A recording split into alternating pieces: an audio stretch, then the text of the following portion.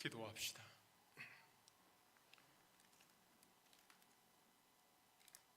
우리 하나님의 은혜를 감사합니다. 코로나가 온 세계를 강타하여 모두가 어지러워 살고 있는 이런 시대 속에서도 주께서 저들을 붙드시고 아껴주시고 지켜주심으로 말미암아 옛까지 강건한 몸으로 주를 섬겨 살게 하신 것을 진심으로 감사합니다. 오늘도 이렇게 주의 날을 맞아 함께 모여 예배하는 이 자리에 부활의 주께서 은혜로 찾아오시고 우리 영의 눈을 활짝 열어 부활의 주님을 만나는 귀한 시간이 되게 해 주옵소서. 이 시간 하나님이여 또 이렇게 무익한 종이지만 말씀을 들고 주의 교회 가운데 섰습니다. 하나님께서 은혜로 역사하사 주님의 거룩하심을 드러내게 하옵소서. 인간의 모습은 다 감추시며 하나님 영광 받으시기를 간절히 바라옵고 예수님 이름으로 기도합니다. 아멘.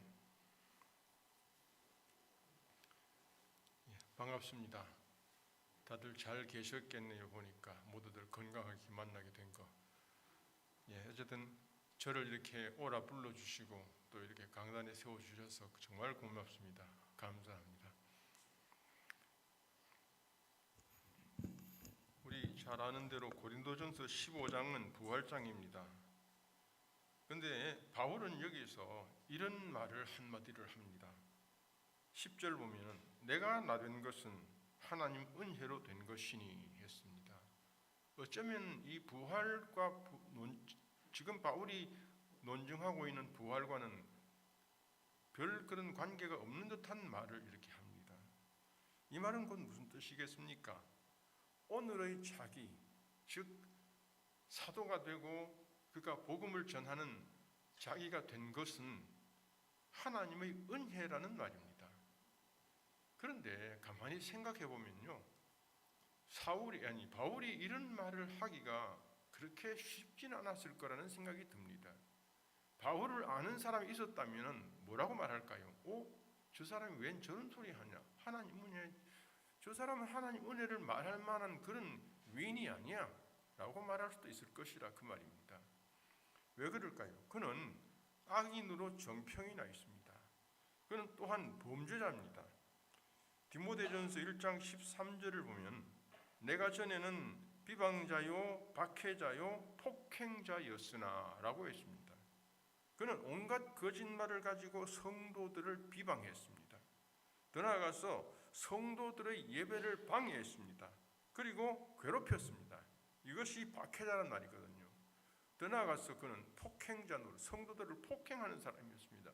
물론 자기가 한 일은 극히 없지만은 폭행하는 것을 그는 수수방관하면서 그들을 도와줬던 사람인 것입니다.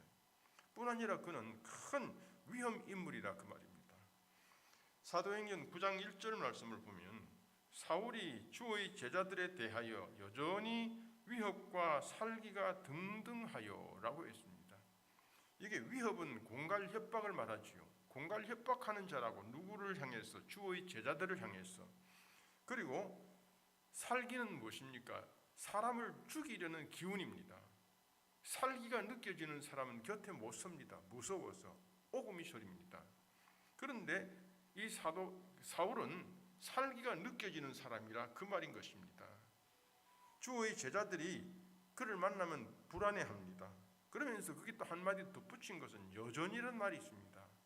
여전이라는 말은 뭔고니 오늘 그 당시 그때만 살기가 느껴진 것이 아니고 평소에 쭉 가면서 계속해서 살기를 느끼게 하며 살았더라 그 말이죠. 그러던 것이 오늘도 지금도 여전히 계속된다 그 말이에요. 그러니 그의 삶이 얼마나 참 옆에 사람들이 불안했겠는가 그 말입니다. 그는 성도들의 공포의 대상이었습니다. 뿐 아니라 그는 출세를 위해서 폭행자들, 권력자들의 하수인 노릇을 했습니다. 사도행전 7장 58절 성 밖으로 내치고 돌로 칠세 증인들이 옷을 벗어 사울이라는 청년의 발 앞에 두니라. 스데반을 돌로 치는 사람들이 옷을 벗어서 사울이라는 청년의 발 앞에 두었다고 했습니다.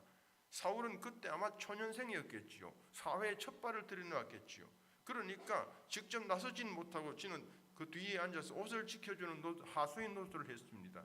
하수인 노릇을 했다는 것도 똑같은 조폭이라 그 말이에요. 폭력자라 그 말이거든요. 그는 뺄 수가 없습니다. 그런 점에서는. 그는 항상 또 그리고 그는 사도행전 8장 1절을 보면은 사울은 그가 죽임을 마땅히 여기더라. 스데반이 죽는 것을 피 흘리며 돌에 맞아 피 흘리며 죽는 것을 마땅히 여겼다. 우리 이 말에서 뭘 느낍니까? 저는 정말 끔찍함을 느끼거든요. 적어도 사울은요 배웠습니다. 배운 사람이에요. 무식자가 아닙니다. 유식한 사람이고 그리고 랍비 역할을 할 수 있는 사람이라고. 랍비 가말리엘에게서 그는 배웠거든요. 율법을 배웠을 것이고 윤리를 배웠을 것이고 적어도 인간이 살아가는 도리를 배웠을 거라 그 말이에요. 그런 사람임에도 불구하고 스데반이 돌에 맞아 죽어갈 때에 거기에 비판 없었습니다. 저 돌에 맞아 죽는 것이 타당한가? 잘된 것과 잘못된 건가? 좀 비판이라도 할 만한데 머리가 돌아간다면 비판 없이 그대로 그만 수긍을 한 거라 그 말이에요. 이건 뭘 말할까요? 지금까지 그가 지켜오고 배워오고 아껴온 무엇입니까? 유대 전통. 그 썩은 유대 전통 속에 빠져서 자기 이성이 마비돼 버렸어요. 그래서 판단을 제대로 못하는 사람이 되고 말았더라 그 말이에요. 제가 너무 심각한 얘기를 합니까? 그는 자신에 대해서 이런 말을 합니다. 빌립보 3장 5절. 나는 8일 만에 할례를 받고 이스라엘 족속이요 베냐민 지파요 히브리인 중에 히브리인이요 율법으로는 바리새인이요. 이 말은 뭡니까? 나는 정통 유대인들의 인정을 받는 가문의 후손이라 그 말이에요. 나는 정통 유대인이다 이 말이에요. 누구도 함부로 나를 유대인 가지고 말할 수는 없다 이 말이에요. 이런 확실한 자기 배경이 있다는 겁니다. 그러니까 유대 지도자들로부터는 촉망되는 젊은이였습니다. 또 유대인들에게는 큰 희망이었습니다. 그러니 그들은 저놈은 크면은 뭐 돼도 큰 놈이 될 것 같다. 이렇게 인정했을 것이다 그 말인 거지요. 그는 자신감이 도를 넘쳤습니다. 성도를 폭행하면서도 잘못인 줄을 몰랐고 살기가 넘치는 그의 삶을 한 번도 후회한 적이 없습니다. 오히려 그는 이렇게 하는 것이 하나님을 잘 섬기는 일인 줄로 알았더라 그 말이에요. 요한복음 16장 2절 말씀. 사람들이 너희를 출교할 뿐 아니라 때가 이르면 물은 너희를 죽이는 자가 생각하기를 이것이 하나님을 섬기는 일이라 할 것이라. 사울이 딱 이 짝이었더라 그 말이죠. 오늘 또 이 참 교회들이 얼마나 많은 다툼을 가집니까? 서로 그냥 후계자 문제니 하면서 금전 문제니 이러면서 교회가 참 시끌벅적합니다. 그런데 저는 그들에게 한 가지만 딱 물어보고 싶어요. 그것이 하나님을 섬기는 예냐고, 그것이 하나님을 잘 섬기는 그런 일이냐고, 그걸 묻고 싶어. 정말 그게 옳다면은 다 하라고. 그냥 배임죄를 범하고 가서 그냥 금전 갖고 싸우고 다 하라고. 근데 그것이 정말 그럴까요? 그런데 문제가 하나 있습니다. 이렇게 그가 폭력자로 살 때에 하나님은 어디에 계셨을까요? 하나님은 사울을 모르고 계셨을까요? 사울이라는 사람을 전혀 모르고 계셨을까요? 아닙니다. 하나님은 사울을 잘 알고 계셨더라 그 말입니다. 사도행전 9장 15절 말씀을 보면 주께서 이르시되 가라 이 사람은 내 이름을 이방인과 임금들과 이스라엘 자손들에게 전하기 위하여 택한 나의 그릇이라. 하나님께서 택해놓은 하나님의 그릇이라고 이미 벌써 선언했다고 말. 누구에게? 다메섹 아나니아에게. 이렇게 말씀하실 정도면은 이미 벌써 하나님은 사울을 잘 알고 계신다는 거예요. 잘 알고 계신다. 하나님이 택했다는 것은 하나님 은혜를 받았단 말이거든. 그런데 사울은 왜 이렇게 성도를 박해하는 사람으로 살고 있었을까요?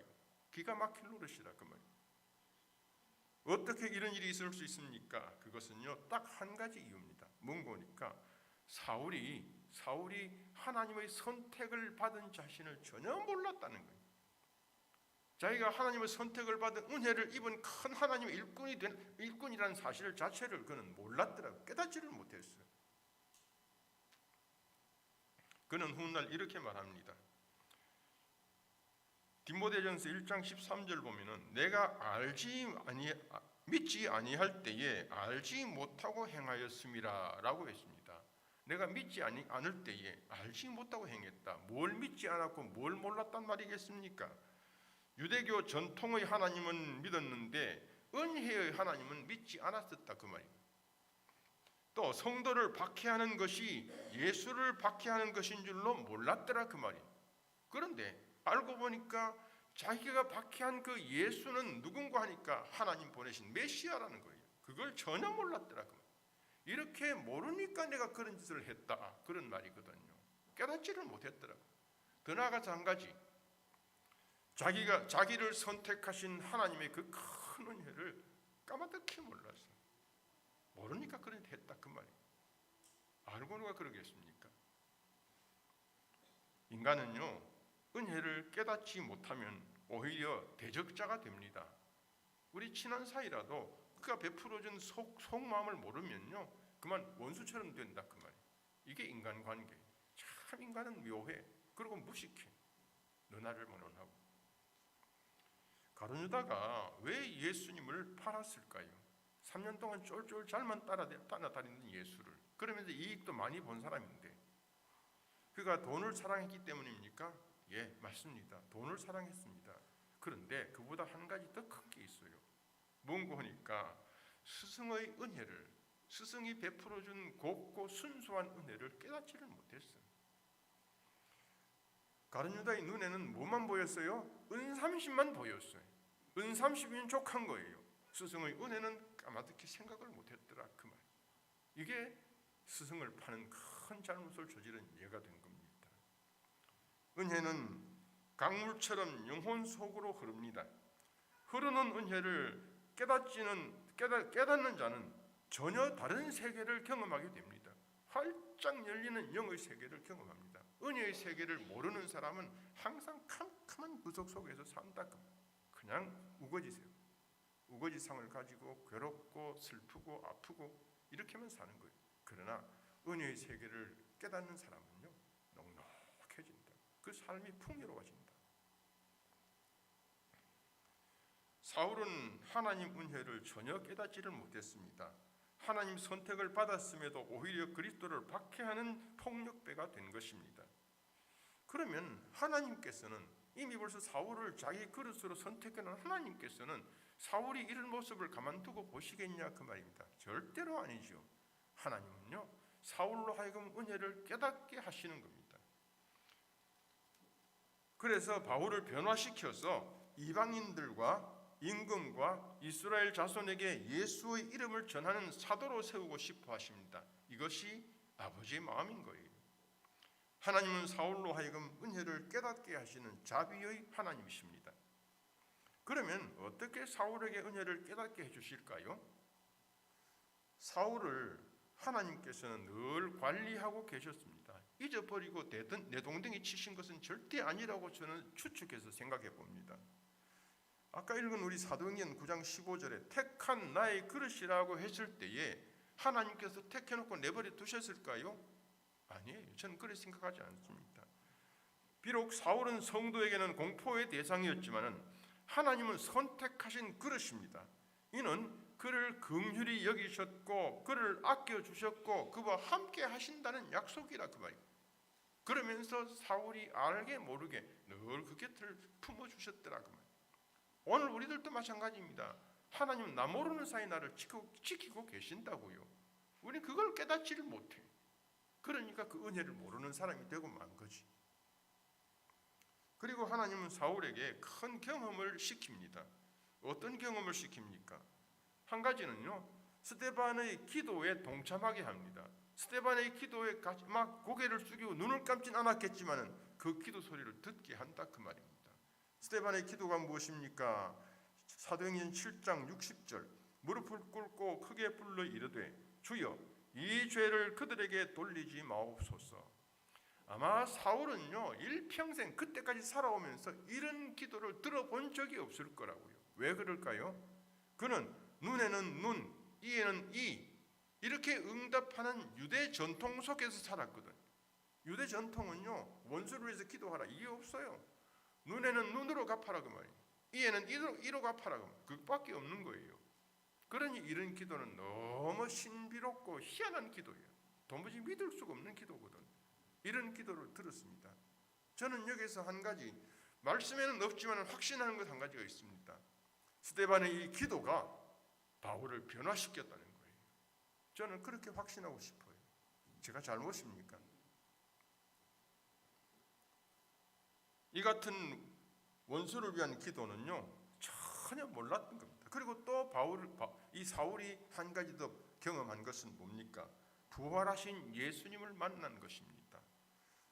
고린도전서 15장 8절, 맨 나중에 만삭되지 못하여 난 자 같은 내게도 보이셨느니라. 저는 이 구절을 읽으면서 어떤 걸 느끼는 거니까 바울이 가슴이 벅차서 정신을 못 차리는 그런 어떤 감정을 느낀다고요. 그는 자기에게 나타나신 예수님을 본 순간 가슴이 꽉 찬 거예요. 그래서 그는 말을 제대로 못하는 거예요. 만삭돼지 칠삭동이 같은 내게도 하나님 보이셨다. 예수님 보이셨다. 부활하신 주님. 이거 얼마나 놀라운 일이냐. 이 놀라운 일은 하나님께서 뭘 보여주고자 한 것일까요? 너는 내가 택한 나의 그릇이라는 것을 확신시켜 주는 거예요. 내가 너를 버리지 못한다. 내 부활한 예수 그리스도를 봄으로써 더 확신을 가지고 나서라는 거거든요. 이것이 하나님의 의미였습니다. 이런 경험들은 그가 지금까지 옳다고 철석같이 믿고 있었던 유대 전통에 대해서 완전히 다 깨진 거예요. 유대 전통은 다 박살난 거예요. 아, 이건 아니었구나. 이건 아니었구나. 그리고는 사울의 인생을 뿌리채 흔들어 놓았습니다. 더 나아가서 하나님의 큰 은혜를 깨닫는 최고의 경험이 된 것입니다. 이 경험들을 통해서 그는 하나님 은혜를 깨달았던 것이지요. 아나니아 기도가 그를 깨닫게 했습니다. 아나니아 기도로 말미암아 성령 충만을 입게 된 것이지요. 사도행전 9장 17절 18절, 아나니아가 떠나 그 집에 들어가서 그에게 안수하여 이르되, 형제 사울아, 주 곧 내가 오는 길에서 나타나셨던 예수께서 나를 보내어 너로 다시 보게 하시고 성령으로 충만하게 하신다 하니, 즉시 사울의 눈에서 비늘 같은 것이 벗어져 다시 보게 된지라.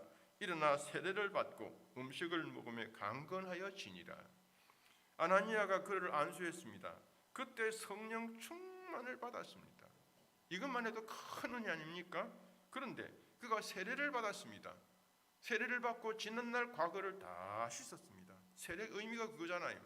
지난날을 다 씻었습니다. 그가 그렇게 폭행자로 살았던 무지무지한 죄를 다 용서받았습니다. 그러면서 눈이 열렸습니다. 눈이 열리니까 새로운 세계가 전개되는 거예요. 어떤 세계? 율법의 세계가 아니라, 율법으로 사람을 꽁꽁 묶어 구속하는 세계가 아니라 하나님의 은혜의 세계가 눈앞에 열리기 시작한 거라 그 말이에요. 그는 완전한 새 사람이 된 것입니다. 완전한 변화입니다. 하나님은 은혜를 깨닫게 하시는 자비의 하나님이십니다. 하나님은 오늘 우리도 그 은혜를 깨닫고 완전한 새 사람이 되어서 하나님의 교회에 충성스러운 봉사자로 만들고 싶어 하십니다. 여러분과 저를 그렇게 만들고 싶어 하는 것이 하나님의 마음이라 그 말이에요. 하나님은 우리를 정말 정직한 충성자 되게 만들고 싶은 것이에요. 사랑은 은혜를 깨닫는 것입니다. 사랑이 없으면 은혜를 모릅니다. 은혜를 받았어도 은혜로 여기지도 않습니다. 그러나 사랑이 있는 성도는 하나님이 주신 모든 것을 은혜로 받아들이고 알게 됩니다. 하나님은 바울이 폭행자였을 적에 그와 함께 하셨습니다. 스데반의 기도에 감동하게 하시고 부활의 예수님을 만나게 하심으로 마음에 큰 변화를 가지게 하셨습니다. 그리고 성령 충만을 부으셔서 하나님의 은혜를 깊이 깨닫게 해주셨습니다. 여러분, 탕자가 왜 아비 집을 떠났을까요? 아버지가 베풀어준 그 은혜를 전혀 몰랐기 때문입니다. 왜 아버지 은혜를 그는 깨닫지를 못했을까요? 아버지를 사랑하지 않았거든요. 탕자에게 필요한 것이 뭐였을까요? 탕자에게 꼭 필요한 것이 뭐였을까요? 아버지일까요? 저는 그렇게 생각하지 않습니다. 아버지 재산이에요. 아버지 돈이 필요해요. 허랑방탕하게 살 그 돈이 필요하지 아버지가 필요한 거 아니었어요. 그래서 그는 돈을 받자마자 떠나버린 거예요. 그런데 탕자가 어떻게 다시 아비 집을 찾았을까요? 아마 바깥 세상 가서 자기 마음대로 안 되지요. 거기서 고생 하다가 보니까 아버지의 사랑을 깨달은 거예요. 그러면서 아버지 은혜를 깊이 깨달은 거예요. 아, 내 아버지는 그랬었구나. 그제서야 안 거예요.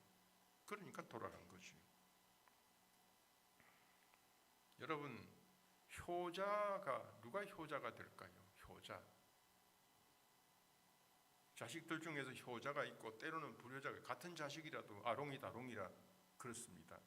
근데 부모에게 잘하면, 부모 대접을 잘하고 부모를 잘 섬기면 효자입니까? 예, 그것도 효자지요. 근데 그것도 한 3분의 1쯤 효자겠죠. 정말 진짜 효자는 어떤 사람입니까? 부모의 은혜를 깨닫는 사람이에요. 부모의 은혜를 깨달아서 바로 선 사람이 효자예요. 진짜 효자. 부모 은혜를 모르고 잘하는 건요, 다른 어떤 관계가 있으니 그런 거거든요. 그건 믿을 수가 없어.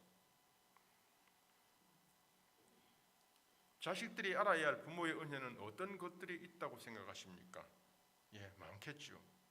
그런데 저는 양주동 씨가 쓴 그 어머니 은혜라는 그 노랫말을 제가 한번 읽어드릴게요. 몇 구절 읽어드리면서 한번 생각해 봅시다. 나실제 괴로움 다 잊으시고 기를제 밤낮으로 애쓰는 마음, 진자리 마른 자리 갈아 누시며 손발이 다 닳도록 고생하시네. 어려선 안고 업고 얼러주시고 자라선 문 기대어 기다리는 마음, 알을 사 그릇들 사 자식 생각에 고우시던 이마 위에 주름이 가득. 이건 어떤 은혜일까요? 이게 순수한 은혜예요. 아무 가감이 없어. 부모가 자식들에게 베푸는 어떤 그런 이 은혜 중에서 이런 은혜는 순수한 은혜, 깨끗한 은혜, 티 하나 묻지 않는 정말 맑은 은혜거든요. 자식들이 깨달아야 할 은혜는 이 은혜예요. 다른 것, 지저분한 것이 묻어있는 은혜가 아니고 이 순수한 은혜를 깨달을 때에 자식들은 감동해요. 여기에서 우리 믿음의 부모들에게는 한 가지가 더 있어요. 한 가지가 더 은혜가 한 가지가 더 있는 것이 뭡니까? 자식들이 성인이 되어 결혼을 했음에도 불구하고 부모는요, 쉬지 않고 기도합니다.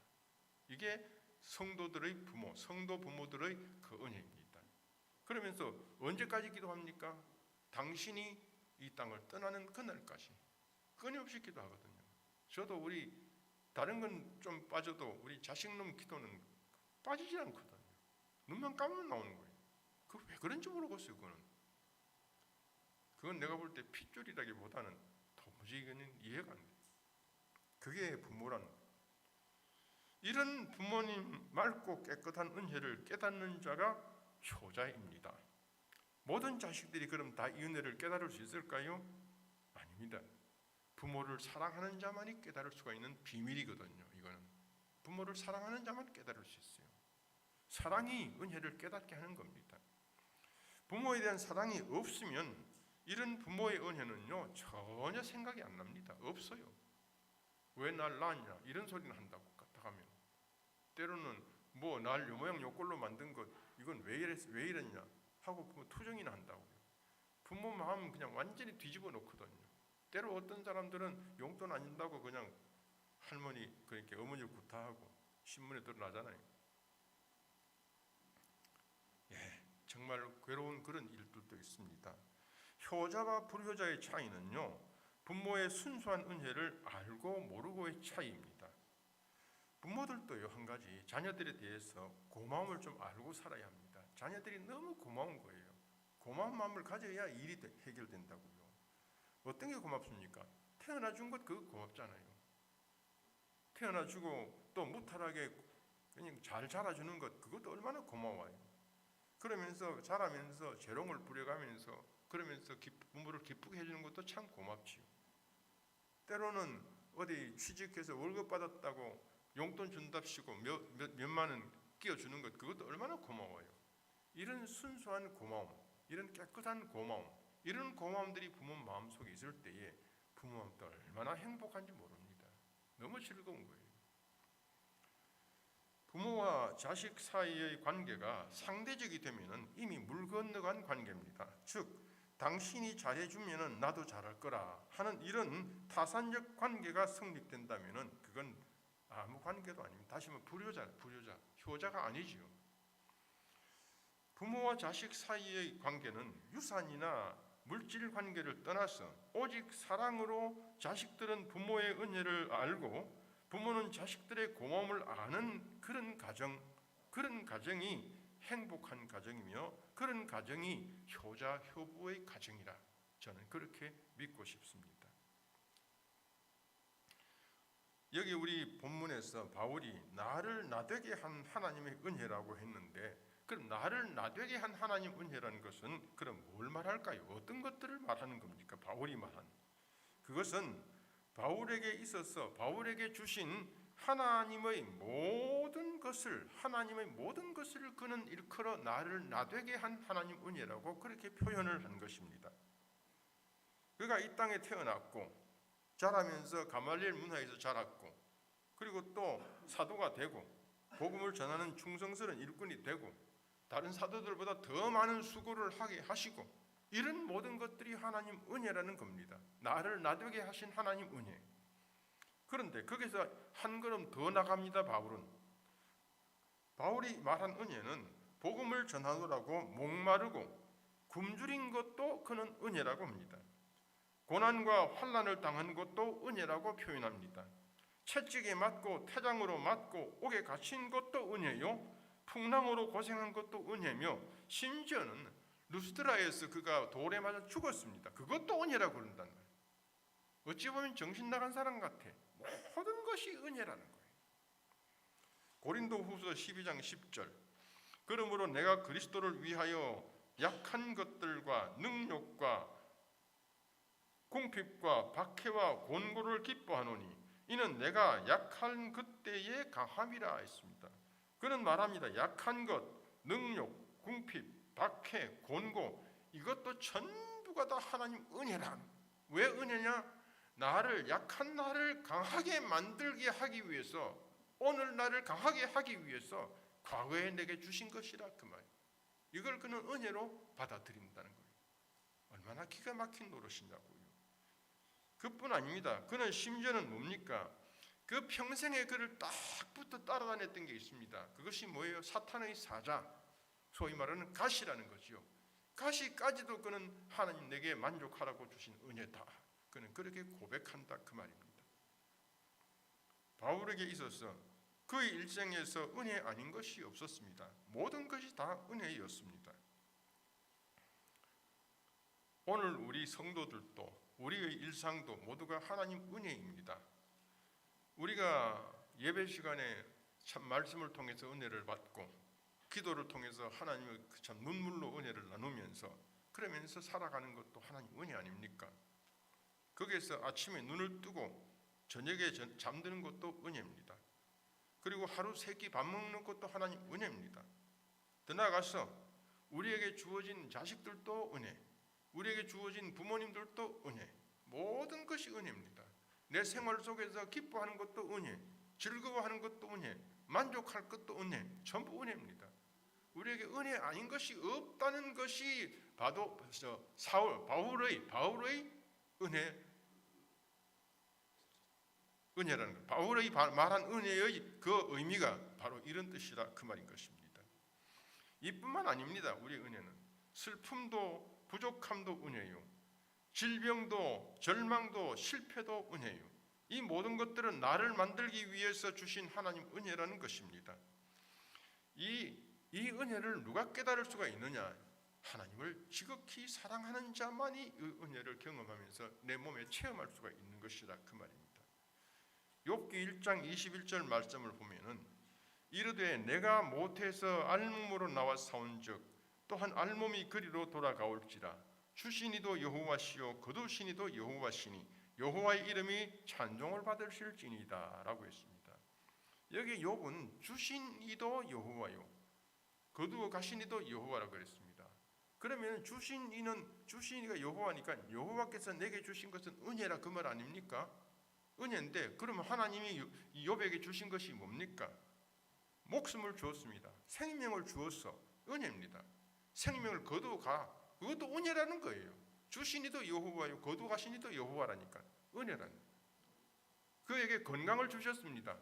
그것도 은혜입니다. 그런데 건강을 거두어 가셨어. 병들게 했습니다. 그것도 은혜라는 거예요. 이것이 욥의 자세라 그 말입니다. 그에게 부도 주셨습니다. 큰 부자로 만들어 주었습니다. 그거 은혜였어요. 그런데 부도 다 거두가고 완전히 쫄딱망하게 돼버렸다. 그것도 은혜라 그런단 말이에요. 아내를 주셨습니다. 아내로부터 그냥 오만치욕을 당합니다. 그러고는 아내가 떠나갔습니다. 다 은혜라는 거예요. 주신 것도 은혜고 거두어 가신 것도 은혜라는 겁니다. 그러면서 그는 결과적으로 뭐라고 말합니까? 여호와의 이름이 찬양을 받으실지로다 라고 말합니다. 욥기 2장 10절 말씀은요, 또 이런 말씀합니다. 그가 이르되 그대의 말이 한 어리석은 여자의 말 같도다. 우리가 하나님께 복을 받았은즉 화도 받지 않겠느냐. 하나님으로부터 받은 것이 복도 받고 화도 받는다는 거예요. 그럼 이 말은 다른 말로 하면 복도 은혜고 화도 은혜라는 겁니다. 여러분, 이게 인정이 됩니까? 예, 인정이 안 될 것입니다. 단 인정할 수 있는 사람 누굽니까? 하나님을 사랑하는 사람. 하나님을 목숨 걸고 사랑하는 사람은 모든 것이 은혜예요. 복을 주든 화를 주든. 여러분 한번 따라 하실래요? 따라 하십시다. 내가 나된 것은 하나님 은혜로 된 것이라. 믿어지십니까? 예, 믿읍시다. 하나님 은혜가 오늘의 나를 만들었습니다. 오늘의 나를 목사로 만들고 그것도 은혜고, 은퇴시킨 것도 은혜고, 오늘 우리 교회 수정교회 성도 되게 하신 것도 은혜고, 수정교회에서 교사로 수고하게 한 것도 은혜고, 찬양대로 수고하게 한 것도 은혜고, 수정교회에서 권사되고 또 은퇴한 것도 은혜고, 모든 것이 은혜예요. 은혜 아닌 것이 없다는 거예요. 누가 이렇게 볼 수 있다고? 하나님을 사랑하는 자만이. 하나님을 사랑하지 않으면요, 이게 은혜가 아니에요. 전부 불평거리예요. 전부 불평거리. 내가 교회 차를 운전하면서 수고를 하고 있습니다. 그것도 하나님 은혜예요. 얼마나 감사한 일이에요.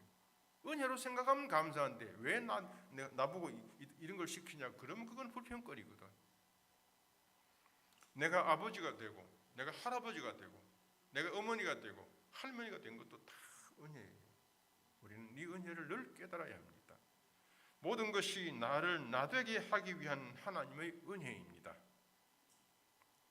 성도 여러분, 우리는 매일 매시 우리에게 늘 임하는, 잠시도 머물지 않고 임하는 은혜를 늘 깨달으면서 살아야 합니다.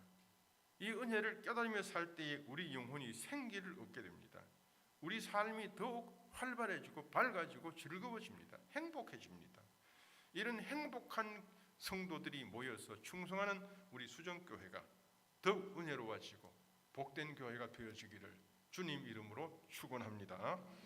잠시 기도합시다. 하나님 아버지, 우리에게 주신 은혜를 감사합니다.